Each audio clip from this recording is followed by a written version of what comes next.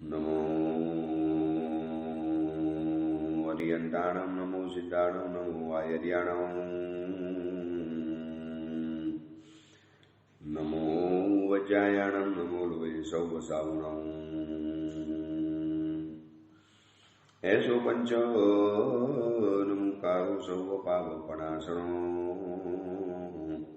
मंगलानं च सौवेशि बडमो वै मंगलम् मंगलम भगवान वीरो मंगलम गौतम प्रभु मंगलम स्थूलभद्राद्या जैन धर्मोस्तु मंगलम। प्रवचनનો વિષય છે પ્રશ્ન પૂછે ગૌતમ ગંધર, ઉત્તર આપે વીર તીર્થંકર। કોઈ અજ્ઞાત અને અનામી કર્તાએ બનાવેલો 64 ગાથા અને 48 પ્રશ્ન ઉત્તરથી સુશોભિત ગૌતમ પૃચ્છા નામનો આ ગ્રંથ પ્રભુ મહાવીર અને ગુરુ ગૌતમ સ્વામીજી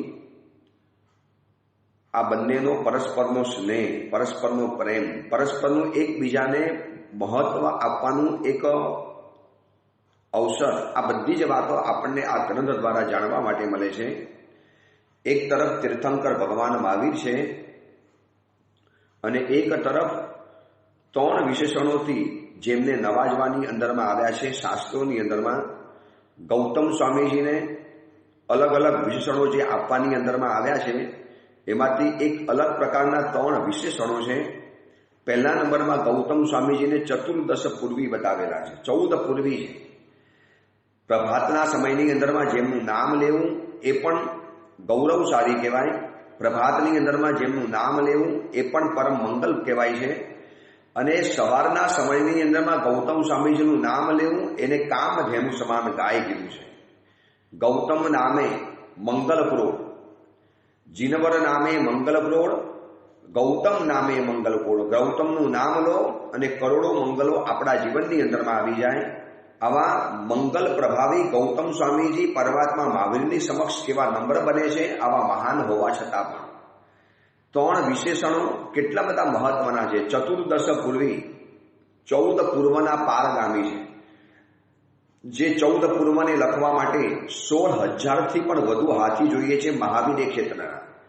આ ભરત ક્ષેત્રના હાથી નહીં, મહાવીર ક્ષેત્રના હાથી હોય અને એ હાથી પ્રમાણ 16,000 ઉપર હાથી છે। 16,000 ને 17,000ની વચ્ચેનો એક ફિગર છે।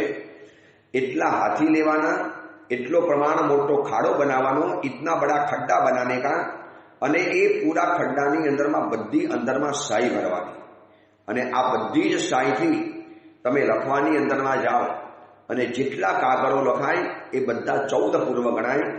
કોઈ હિસાબ નથી, કોઈ પાર નથી, કોઈ લખી પણ ન શકે, નોટ એબલ, કોઈનાથી આ કામ થઈ પણ ન શકે। છતાં આ તો એક કલ્પના દ્વારા આપણને બતાવવામાં આવ્યું। આવા અગાધ જ્ઞાની, 14 પૂર્વના જ્ઞાની, શું એમને આવા સવાલોના જવાબો નહીં આવડતા હોય? આપણે વિચારી શકીએ કે સામાન્ય 2-4 શાસ્ત્રો ભણ્યા હશે એવી વ્યક્તિને પણ આવા સવાલોના જવાબો આવડી જાય? તો આ 14 પૂર્વના પારગામી છે, ચતુર્દશ પૂર્વધારી શબ્દ મૂક્યો છે। બીજા નંબરમાં ગૌતમ સ્વામીજીનું વિશેષણ બતાવ્યું છે ચતુર્જ્ઞાની, 4 જ્ઞાનના માલિક છે। મતિ જ્ઞાન, સૂત જ્ઞાન, અવધિ જ્ઞાન અને મનઃ પર્વ જ્ઞાન। હવે શું રહ્યું ગૌતમ સ્વામીજીની અંદરમાં? 14 પૂર્વ જેમને સ્વયં બનાવેલા છે, જેમના હોઠ ઉપર 14 પૂર્વનું જ્ઞાન રહેલું છે। માત્ર 1, 2, 5, 15 આગમનું જ્ઞાન પણ જેની પાસે હોય એ વ્યક્તિ વિશિષ્ટ વિદ્વાન તરીકે ખ્યાતિ પ્રાપ્ત કરતો હોય છે। વર્તમાન સમયની અંદરમાં પૂજ્યપાદ અમારા કચ્છાધિપતિ જયગોસુરીશ્વરજી મહારાજા 45 આગમની મોબાઈલ જીવંત લાઇબ્રેરી ગણાતી હતી। કેટલાય ભાંગેલા, તૂટેલા અને ઓછા થયેલા આગમો જેમને આવડતા હતા છતાં પણ મહાગીતાર્થ કહી શકાય એવા ગચ્છાધિપતિ ભગવંત હતા। આ તો અખંડ 14 પૂર્વધારી અને 4 જ્ઞાનના માલિક એવા ગૌતમ સ્વામીજી, અને એ નાના બાળક બનીને પ્રભુને સવાલ પૂછે કે પ્રભુ આવું કેમ, પરમાત્મા આવું કેમ થઈ શકે, પ્રભુ આ જીવને આનાથી આવું કેમ બની શકે? અરે પરમાત્મા કદાચ કહી શકતા હતા, ગૌતમ શું બધું આ મને પૂછવા માટે આવો છો? આવા 14 પૂર્વના જ્ઞાની છો, 4 જ્ઞાનના માલિક છો, મને પૂછવા માટે આવો છો? નાનકડો બાલક વારંવારની જિજ્ઞાસા, વારંવારના કુતૂહલથી મમ્મી અને પપ્પાને પૂછે તો ઘણા મમ્મી અને પપ્પા હેરાન થઈને અમારી પાસે આવે, સાહેબ આના એટલા બધા સવાલો છે, આના એટલા બધા મનમાં ક્વેશ્ચન છે, અને એટલા બધા મનની અંદરમાં કુતૂહલ થયા કરે, સાહેબ એનું શાંત કેવી રીતે કરવાનું? અને બાળકના મનની અંદરમાં જિજ્ઞાસા ક્વેશ્ચન તો જ થાય જો એનું મન વધુ પડતું ચાલાક હોય, વધુ પડતું હોશિયાર હોય અને વધુ પડતું માઇન્ડ સ્માર્ટ હોય. ઉલટાનું ખુશ થવું જોઈએ કે બાળકને આટલા બધા મનમાં સવાલો ઊભા થાય છે. બહુ સરસ છે. પરમાત્માએ ગૌતમ સ્વામીજીના એક સમસ્યાનું સમાધાન કર્યું છે. પાયાની સમસ્યા હોય કે ટોચની સમસ્યા હોય, બહુ નાનકડા સવાલો હોય કે બહુ વિરાટ સવાલો હોય, એટલે આવા ગુરુ અને આવા ભગવાન, આવા શિષ્ય અને આવા ગુરુ અથવા તો આવા તીર્થંકર અને આવા ગંધર્વની જોડી અજીત કક્ષાની ગણાય છે. બહુ અવલ છે જે આપણને આ અવસર પેઢીમાં પ્રાપ્ત થઈ છે. 14 પૂર્વધારી, ચતુર્જ્ઞાની અને ત્રીજા નંબરનું એક અદ્ભુત શબ્દ મૂક્યો છે સર્વાક્ષર સંનિપાતી. બધા જ અક્ષરો, કોઈ પણ અક્ષર બોલો, બોલો અને એના ઉપરથી તમે કહો કે બસ ખાલી ઉપરથી બોલવાનું શરૂ કરો અને બોલતા જ જાય. મોઢામાંથી વાળા શબ્દો નીકળતા જ જાય. આપણે વાળા શબ્દ કેટલા કાઢી શકીએ? અરિહંત છે, અભય છે, અભય દાતા છે, અભય દાન છે, અભય જ્ઞાન છે, આવું બધું છે ને ખાલી આપણે આટલા શબ્દ બોલી શકીએ. પરંતુ એક શબ્દ ઉપરથી અનેક શબ્દો, હજારો, લાખો, કરોડો શબ્દો એમના મોઢામાંથી અતૂટ રીતે નીકળતા જાય, અખંડ રીતે નીકળતા જાય. આને કહેવાય છે સર્વાક્ષર સંનિપાતી.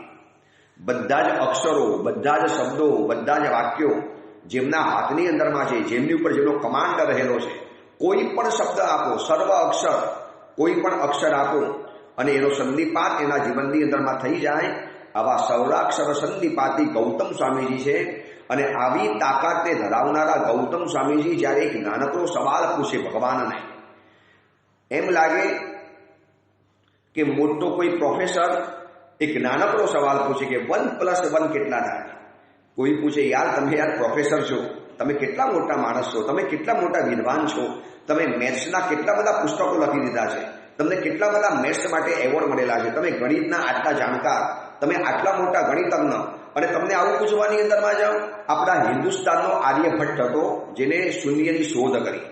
હવે આર્યભટ્ટ બીજાને પૂછે ભાઈ આ શૂન્ય એટલે શું કહેવાય? સાહેબ તમે પોતે તો આ શૂન્યની શોધ કરી છે, જેનાથી આખું વિશ્વ કમાલ કરે છે, જેનાથી આખું વિશ્વ આર્યભટ્ટ ઉપર ગૌરવ પ્રાપ્ત કરે છે, અને સાહેબ તમે પૂછશો શૂન્ય એટલે શું છે? આમ આપણને જેમ આશ્ચર્ય થાય એમ 14 પૂર્વધારી, સર્વાક્ષર સંનિપાતી અને ચતુર્જ્ઞાની એવા ગુરુ ગૌતમ સ્વામીજી પ્રભુની સમક્ષ બાલક બની અને જે રીતે સવાલ પૂછે છે, સવારના સમયની અંદરમાં આ ગૌતમ સ્વામીજીની આ કથા, ગૌતમ સ્વામીજીની આ પૃચ્છા અને ગૌતમ સ્વામીજીનું આ વાત કહેતા પણ આપણને થાય આપણા જીવનમાં પણ થોડો ઘણો આવો ક્ષયોક્ષમ પેદા થાય. ગૌતમનું નામ દેવાનું કેવી રીતે મળે? પ્રહ ઉઠી ગૌતમ સમરીજે, આવું વારંવાર કાર્ય સકલ તત્ક્ષણ કીજે એમ લખ્યું છે. સવારના સમયની અંદરમાં ગૌતમનું જે નામ મળે છે, પ્રહ ઉઠી ગૌતમ સમરીજે કાર્ય સકલ તત્ક્ષણ કીજે, એનું કાર્ય એક સમયની અંદરમાં ખીજે એટલે થઈ જાય, સંપન્ન હો જાતા હૈ, કાર્ય પરિપૂર્ણ થઈ જાય, એની ઈચ્છા પરિપૂર્ણ થઈ જાય. આવા ગુરુ અને ગૌતમ, આવા ગુરુ ગૌતમ સ્વામીજી પ્રભુની સમક્ષ જ્યારે પોતાના સવાલો પ્રસ્તુત કરે છે, એક પછી એક સવાલો પૂછતા આપણે ગઈકાલ સુધીની અંદરમાં 19મા નંબરનો સવાલ પરિપૂર્ણ કર્યો. 48 પ્રશ્ન ઉત્તર સુધી આપણે પહોંચવું છે. આપણે ગઈકાલે 19મા નંબરનો સવાલને આપણે વિસ્તારથી જાણી લીધો. હવે આજે શરૂ કરવું છે 20મા નંબરનો સવાલ. 20 પછી હજી ટોટલ બીજા 48 પ્રશ્ન ઉત્તર પરિપૂર્ણ કરવાના છે. એટલે કે 28 પ્રશ્નો હજી આપણે જાણવાના છે. ક્યારે આ પૂરું થશે કોઈ પ્લાન નથી બનાવ્યો. બસ જેટલું ચાલે એટલું આ ગૌતમ સ્વામીજીનું નામ લેતા જવું છે, ગૌતમ સ્વામીજીની આ વાતો કરતા જવું છે, ગૌતમ સ્વામીજીની વિશેષતાઓનું વર્ણન કરતા જવું છે, અને સાથે સાથે એમના અગાધ જ્ઞાનના સાગરની અંદરમાં ડૂબકી મારી અને થોડું ઘણું જીવનમાં જ્ઞાન આપણે પ્રાપ્ત કરવું છે, જીવનની થોડો રસ્તો પ્રાપ્ત કરવો છે. 20મા નંબરનો સવાલ છે, હે દયા સાગર, કયા કર્મના લીધે જીવને ભણેલી શીખેલી જાણેલી વિદ્યાઓ નિષ્ફળ જાય છે? આ સવાલ પૂછી અને ગૌતમ સ્વામીજીએ કમાલ કરી છે. કદાચ ઘણી વખત ઉત્તમ વ્યક્તિઓને શું પૂછવાનું ને એ આપણને ખબર નથી પડતી. અમારી પાસે ઘણા લોકો વંદન કરવા બેસવા માટે પરિચિતો આવે, પણ કેવા સવાલો પૂછે ખબર છે? સાહેબ કેટલા દિવસથી અહીંયા આવ્યા? આપ ગઈકાલે આવેલા હશો ને? ગઈકાલે સવારે કેટલા વાગે પધારેલા હતા? સાહેબ અહીંયાથી ક્યાં જવાના છો? અને આવા બધા સવાલ નહીં, તમારી જીવનના સમસ્યાના સંબંધી સવાલ પૂછો. કોઈક શાસ્ત્રોની જાણકારી બાબતના સવાલ પૂછો. અમે ક્યાં જવાના, ક્યાંથી આવ્યા, શું આવ્યા, એ તો મેસેજ તમને કદાચ અમારા ગ્રુપના જોઈન થશો તો વોટ્સઅપ દ્વારા મળી જવાના. બોર્ડ ઉપર લખેલા છે, વ્યાખ્યાનની અંદરમાં પણ જાહેરાત કદાચ કરી દેવાની અંદરમાં આવે. તમે એવા સવાલ પૂછો કે જે સવાલથી દુનિયાને કંઈક જાણવા માટે મળે. તમને ખબર છે અત્યારે શંખેશ્વર કાશનાથ ભગવાન કલિયુગના કલ્પતરુ છે, જન જનની આસ્થાનું કેન્દ્ર રહેલું છે, અચિંત્ય ચિંતામણી છે, મહાપ્રભાવશાળી છે. એવા વડિયાર દેશના શંખેશ્વર તીર્થની અંદરમાં બિરાજમાન શંખેશ્વર કાશનાથ ભગવાન એક મહત્વના સવાલ, મહત્વની વ્યક્તિને એક મહત્વનો સવાલ પૂછ્યો તો એમાંથી આપણને શંખેશ્વર કાશનાથ ભગવાન મળ્યા છે. આખો ઇતિહાસ જાણો જૂનો. મહત્વની વ્યક્તિને સવાલ મહત્વના પૂછવાના, ફાલતુ સવાલ ના પૂછી શકાય. નરેન્દ્ર મોદી સાહેબ ઘરની અંદરમાં પધાર્યા હોય, અથવા તો કોઈ ચક્રવર્તી કે રાજા, કોઈ ઇન્દ્ર મહારાજા કે કોઈ એવા વિશિષ્ટ જ્ઞાની મહાગીતા કચ્છાધિપતિ ભગવાન ઘરે પધાર્યા હોય અને એવા ફાલતુ સવાલો પૂછો તમે કે સાહેબ આપ અહીંયાથી ક્યાં પધારવાના? હવે ભાઈ આ મોટી વ્યક્તિ છે, એને આવો સવાલ ન પૂછાય. તમે એના જ્ઞાનનો લાભ ઉઠાવો, તમે એની શક્તિનો લાભ ઉઠાવો, તમે એના સામર્થ્યનો ફાયદો લઈ લો, તમે એની જે પણ અંદરની વિશિષ્ટતા છે એનો તમે કંઈક લાભ ઉઠાવી લો તો આપણને કામ થઈ જાય છે. હવે દામોદર નામના તીર્થંકર ભગવંત હતા અને અષાઢી નામનો શ્રાવક હતો. બહુ જાણવા જેવી આ કથા છે. આ એટલા માટે બતાવું છું કે મહત્વની વ્યક્તિને મહત્વના સવાલ પૂછવાના, આડા તેડા સવાલો નહીં પૂછવાના. એ આપણને જાણકારી હોવી જોઈએ. એટલા જ માટે ગૌતમ સ્વામીજીએ પરમાત્માને એક એક સવાલો ચૂંટીને પસંદ કરેલા છે. અને પ્રભુ પણ સમજતા હતા કે ગૌતમના સવાલોમાં વજૂદ છે, મહત્વ છે. ગૌતમના સવાલોની અંદરમાં એક દમ છે, એક દમદાર પ્રશ્નો છે. માટે આપણે એના જવાબો જવાબદાર બનીને આપવા પડે. અને શંખેશ્વર કાશનાથ ભગવાનની હું તમને જે વાત કરતો હતો, જે શંખેશ્વર ભગવાન, એમનો દરબાર ક્યારે આપણને ખાલી જોવા ન મળે. સવારના 3 વાગ્યાથી પરમાત્માના દરબાર સમક્ષ લાઈન લાગી જાય છે. આ ચમત્કારી ભગવાન કેવી રીતે આપણને પ્રાપ્ત થયા? એક પ્રશ્ન પૂછવાના કારણે. Only one question. મહત્વની વ્યક્તિને મહત્વનો સવાલ પૂછ્યો, એમાં આખી દુનિયાને ફાયદો થઈ ગયો, સમગ્ર વિશ્વને ફાયદો થઈ ગયો. ગૌતમ સ્વામીજીએ જે સવાલો પૂછ્યા એનાથી કેટલા લોકોને ફાયદા થતા હશે. આ ગૌતમ પૃચ્છા ગ્રંથ જેટલા લોકો સાંભળે, જેટલા લોકો વાંચે, જેટલા લોકો વિચારે, હું અત્યારે જેટલા લોકોને પ્રવચન આપું છું અને હમણાં મુંબઈના અલગ અલગ એરિયાની અંદરમાં વિચરું છું, જ્યાં પણ જઉં છું ત્યાં ઓડિયો પ્રવચનને સાંભળનારો બહુ મોટો વર્ગ છે. અને બધા જને ખબર પડે કે ગુરુદેવ પધાર્યા છે એટલે વંદન કરવા માટે આવે. કેટલાક સાહેબ બસ આપને પહેલી વાર જોવા માટે આવ્યા છે. આપના પ્રવચનો તો કેટલા વખતથી સાંભળીએ છીએ, પણ પછી એ લોકો પોતાની જે અંદરની વાતો કરે, સાહેબ શું ફાયદો થયો, શું જીવનની અંદરમાં લાભ થયો. આ ગૌતમ સ્વામીજીના પ્રશ્નો દ્વારા કેટલી બધી મનની સમસ્યાઓનું સમાધાન મળી ગયું. સાહેબ કેટલી ધર્મ ઉપરની શ્રદ્ધા ફિટ થઈ ગઈ. આ બધું જાણ્યા પછી એમ થયું કે મહત્વની વ્યક્તિને મહત્વનો સવાલ પૂછવાથી કેટલા મોટા લોકોને જીવનમાં ફાયદાનો અનુભવ થતો હોય છે. અષાઢી નામનો શ્રાવક શ્રી દામોદર નામના તીર્થંકર ભગવાન વિચરતા હતા અને એને જઈને પરમાત્માને સવાલ પૂછ્યો કે પ્રભુ મારો મોક્ષ ક્યારે થવા? જોજો આ કેટલો મહત્વનો સવાલ છે. મહત્વની વ્યક્તિને તમે એવાને એવું પૂછો, સાહેબ મારો આત્માનો ઉદ્ધાર ક્યારે થવાનો? સાહેબ હું સંસારમાંથી બહાર ક્યારે નીકળીશ? સાહેબ અમારા વિષય કસાયની પરિણતિઓ ક્યારે ઘટવાની? સાહેબ રાગ અને દ્વેષ ક્યારે કાબુની અંદરમાં આવવાના? સાહેબ આ અનાદિના સંસ્કારો, અવર અનાદિની ચાલ, આ બધી અનાદિની જે ચાલ છે, અનાદિનું આકર્ષણ છે, સાહેબ આ બધું ક્યારે ઓછું થવાનું? ગમે એટલી પરમાત્માની પૂજા કરું છું, આરાધના કરું છું, પણ સાહેબ આ આકર્ષણ હજી ઘટતું નથી. મનમાંથી વિષય કસાયનું ખેંચાણ ઓછું નથી થતું. સાહેબ કંટ્રોલ કરવો છે. સાહેબ એનો કોઈ રસ્તો, એનો કોઈ ઉપાય?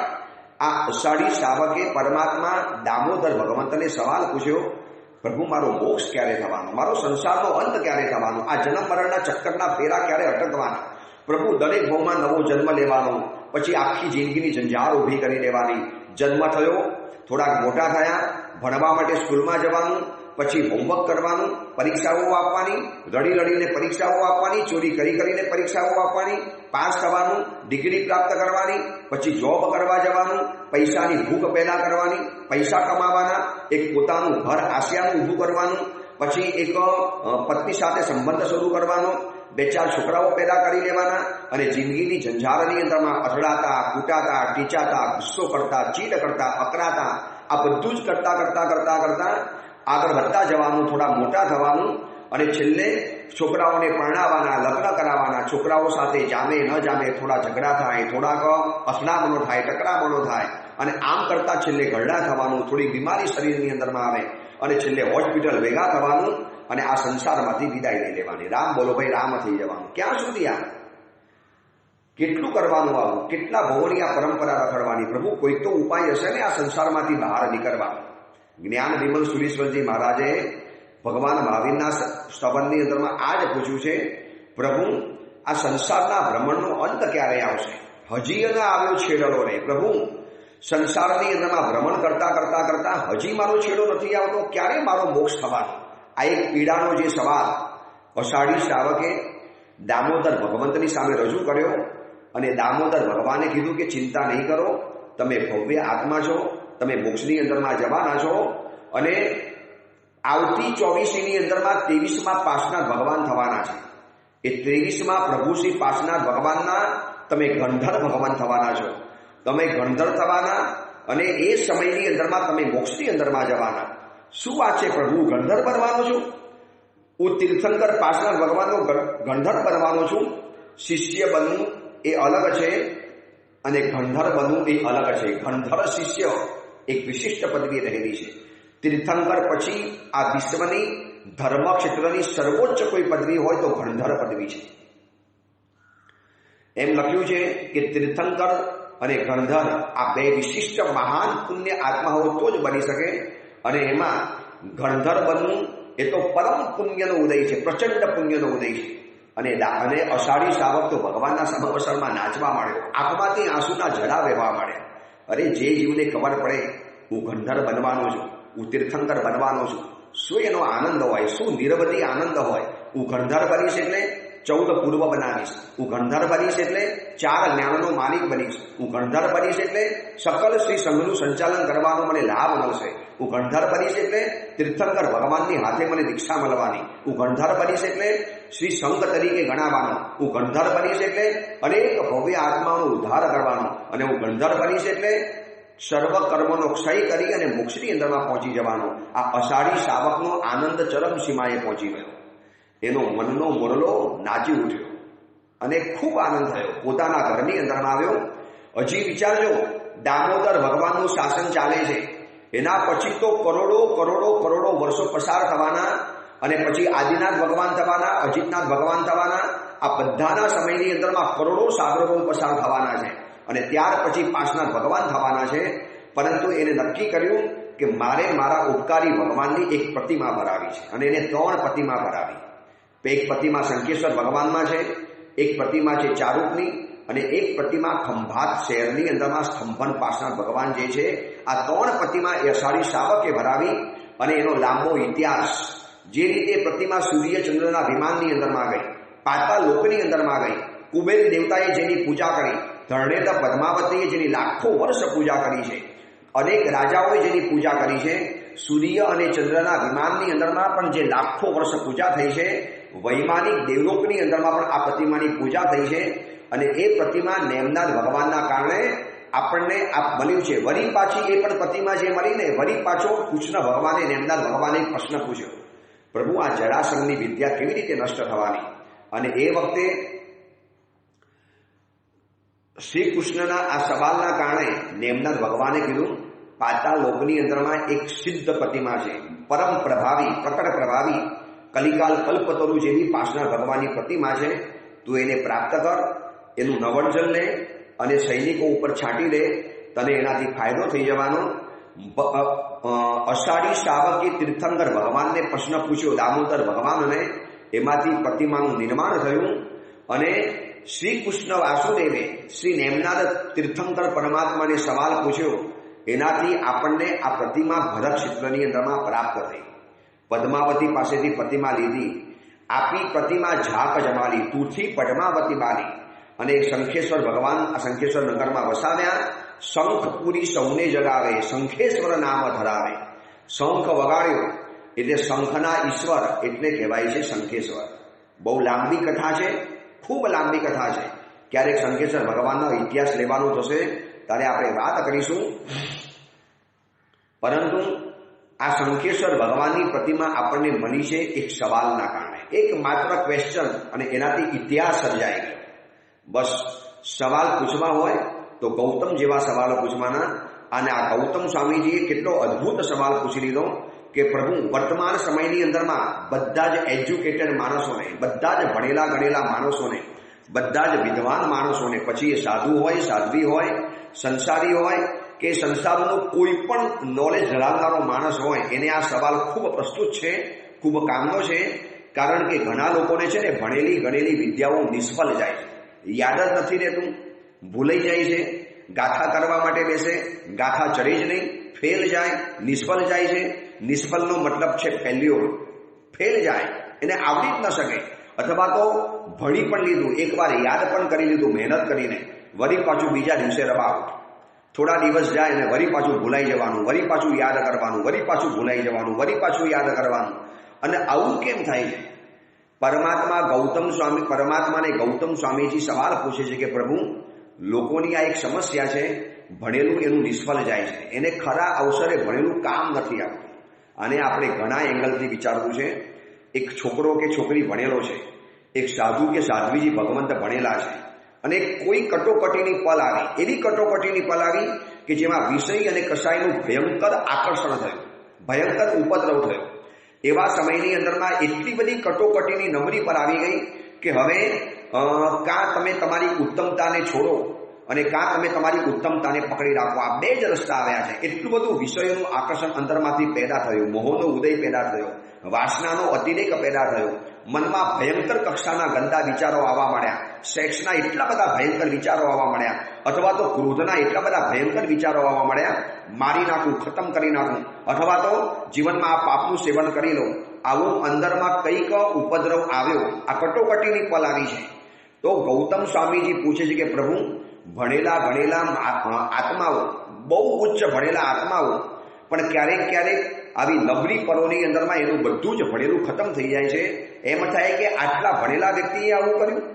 આજે તમે જોજો ને, મોટા ભણેલા ગણેલા પ્રોફેસરો હોય છે, સ્કૂલમાં ભણાવનારા ટીચરો હોય છે, અને એ ટીચરો પોતાની નીચે ભણનારી વિદ્યાર્થીનીઓ અથવા તો છોકરીઓ એની સાથે ખરાબ કામ કરતા હોય છે. ક્યારેક રેપ કરી લે છે, ક્યારેક અડપલા કરી લે છે, અથવા તો એની સાથે ક્યારેક શારીરિક છેડછાડ કરે છે, અને પછી એની ફરિયાદ કરવાની અંદરમાં આવે.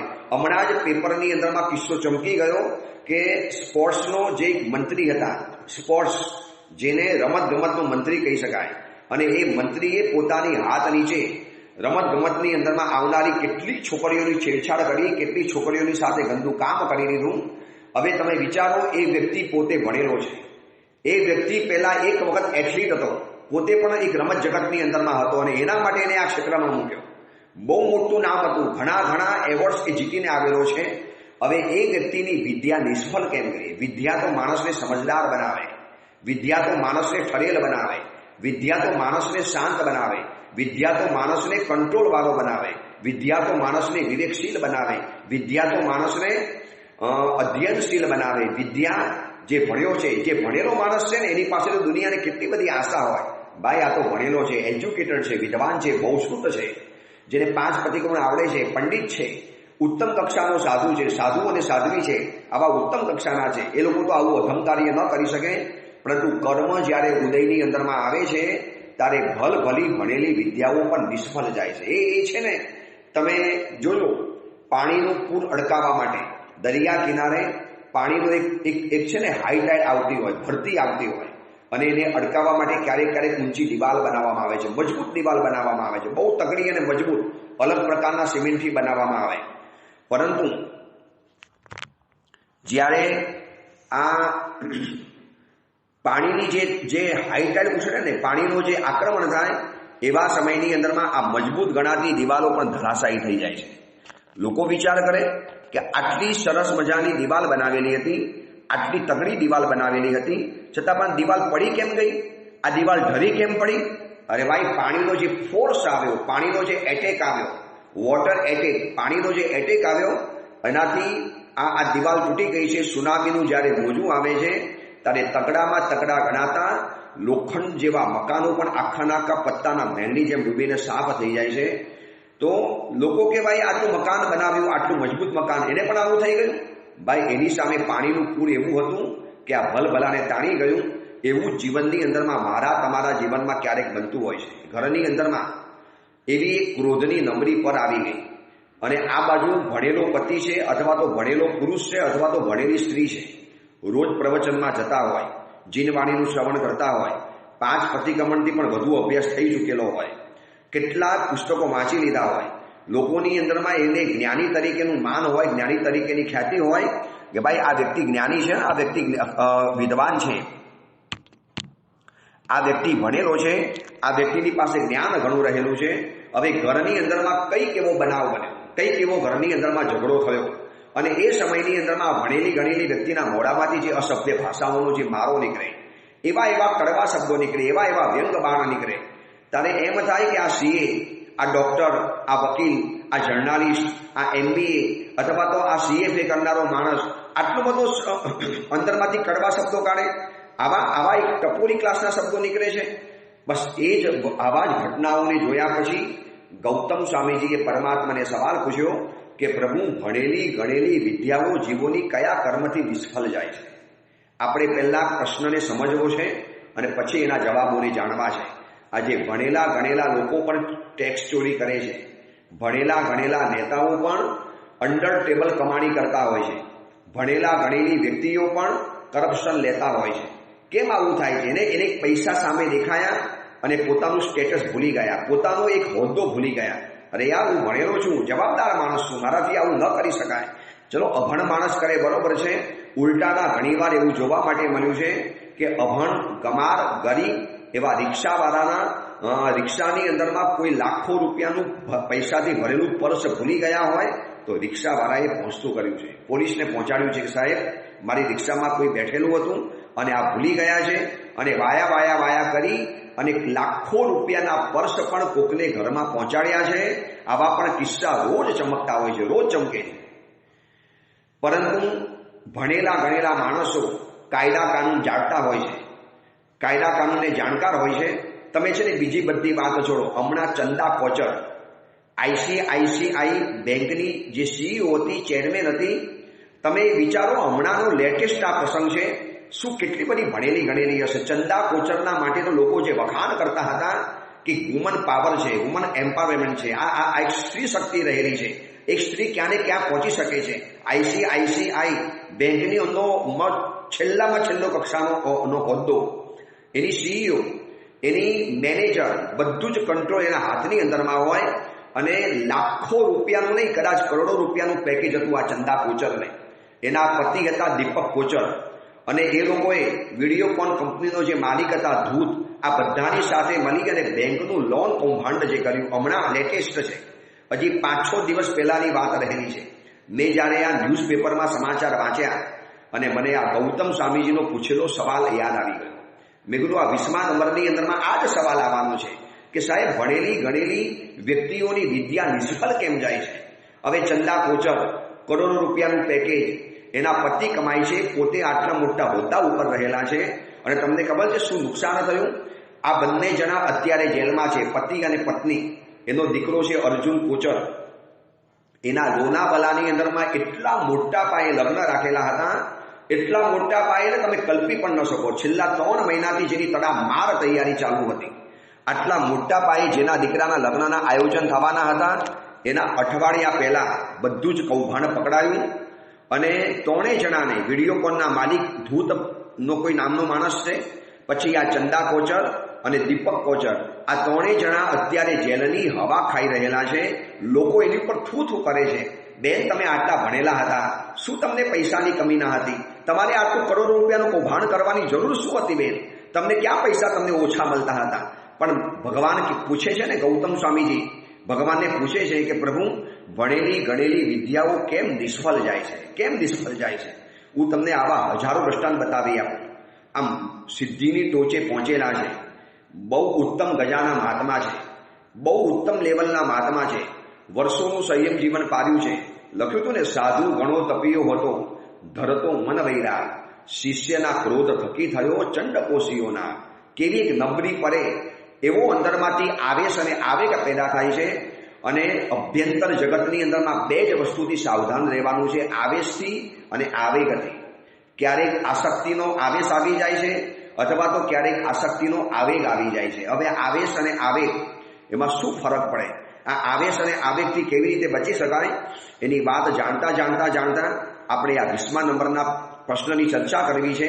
ત્યાં સુધીમાં એટલું વિચારી લેજો, કટોકટીની નબળી પરની અંદરમાં જો મારું ભણેલું મને જો કામ ન લાગતું હોય, ખિસ્સાની અંદરમાં અબજો રૂપિયા છે અને વ્યક્તિ ભૂખેથી મરી ગયો, આ સમાચાર આપણને કેવા કડવા લાગે.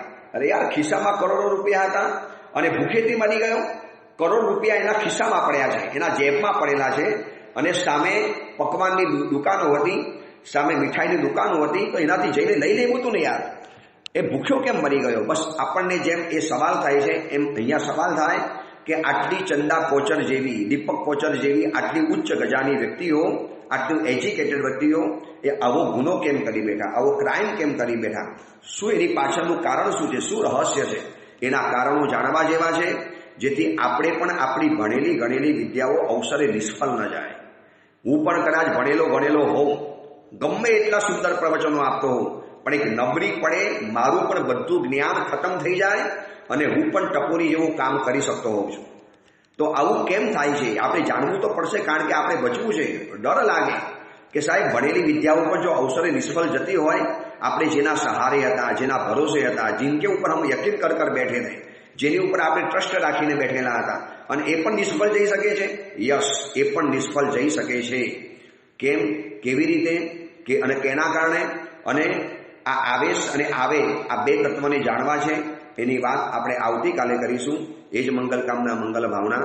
જીનાગના વિરુદ્ધ કંઈ પણ બોલાયું હોય તો મિચ્છામી દુક્કડમ.